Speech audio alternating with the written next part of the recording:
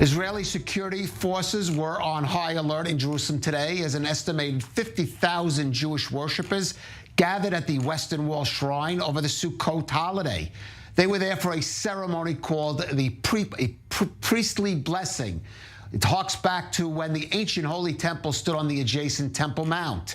Now, today, of course, the Al-Aqsa Mosque sits on that site, which has become the epicenter of religious tensions between Muslims and Jews, especially in recent months, with far-right members of Prime Minister Benjamin Netanyahu's government advocating increased access and activity for Jewish visitors to the Mount. And nearly 2,500 have entered the site over the past 2 days. This has spurred threats from Palestinian militants to intensify their recent riots along the Gaza border fence.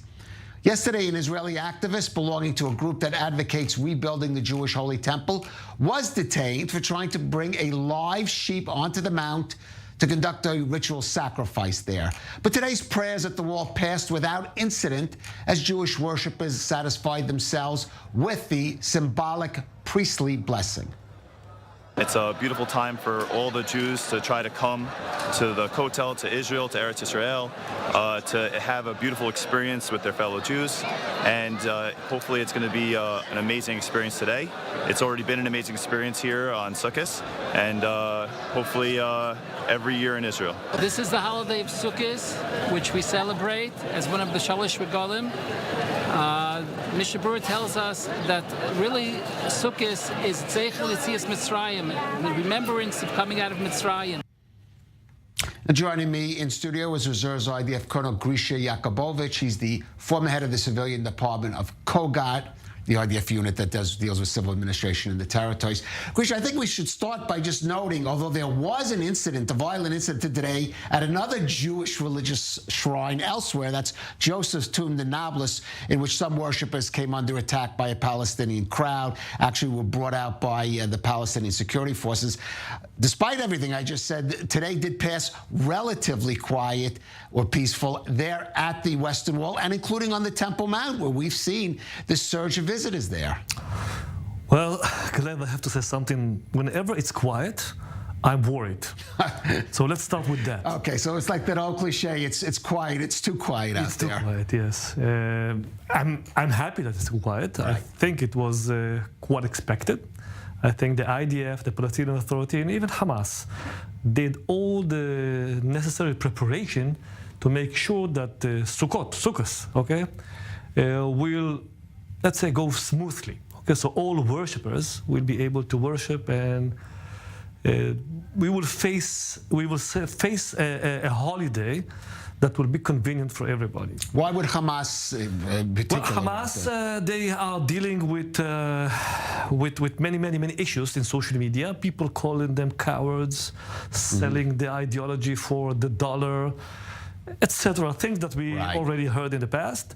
But Hamas had a goal, they had a mission, and their mission was very simple: to get the money from Qatar, to open areas for workers to work in Israel, to increase the numbers, and to tax the money so they will have more money. For them, it's tactics, small tactics that serves their interest. Right. And the interest, we know it, it's the day after. It's preparations for the day after Mahmoud Abbas. In the West Bank, well, it's not obvious that 4 tourists enter to the tomb of Joseph, and yes, kids throw stones on them, or I don't know, kids or others, but the Palestinian Authority made sure that they will be delivered to the IDF. Right. It means whatever is said officially is actually under the table, let's put it like that. There is a full security coordination between Israel and the PA. It's interesting you say that, because the rhetoric is different. We did hear from the so-called rebel youth in Gaza Strip now making threats just today because of what we just mentioned about the increased entry of Jews into the Temple Mount, that they would renew their demonstrations along the Gaza border fence. But we haven't seen that materialize. And of course, it's Hamas that really is going to have. They have to say that, okay? It's a tax. Okay, that leaders have to pay. Now, let's look the following 24 hours, the following 40 hours. Just look at the dynamic that will happen. Okay? Hamas are dealing with criticism on them that they gave up on the demonstrations on the fence, okay, violence for Al-Aqsa, and they will prepare themselves and they will start attacking the PA for actually showing that there's actual security coordination in the West Bank with the event with in Nablus and Joseph. In Nablus and Joseph Tom. So we will. I believe that we will see that. Okay, that they will start, let's say, teasing each other. Okay, this is the way, but. It's only for now. It will continue. We need to understand that there are preparations in Gaza for another round of escalation. It's already knocking on our doors. There are preparations in the West Bank for the day after Mahmoud Abbas.